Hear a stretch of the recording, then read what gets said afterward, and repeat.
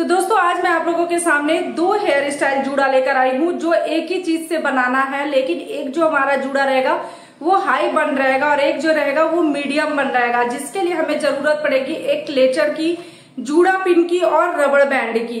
और इस hair style को जिनका लॉन्ग हेयर है वो भी बना सकते हैं, जिनका मीडियम हेयर है वो भी बना सकते हैं, और जिनका शॉर्ट हेयर है यहाँ तक कंधों के पास तक जिनके बाल लंबे हैं तो वो भी इस जूड़े को आराम से बना सकते हैं। तो चलिए आज की इस वीडियो को स्टार्ट करते हैं।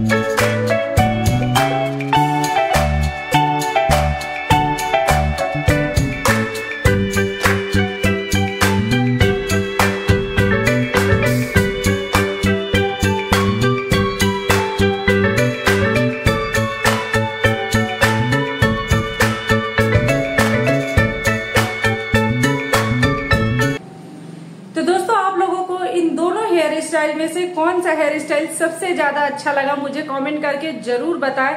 और अगर वीडियो अच्छी लगी हो तो इसे लाइक करें, शेयर करें, फॉलो करें। और अगर आप मेरे चैनल पे न्यू हैं तो इसे लाइक, सब्सक्राइब और शेयर जरूर करें। जो बेल बटन आता है उसे प्रेस कर दे ताकि मैं जो नेक्स्ट वीडियो डालूं आप लोगों को मिल सके।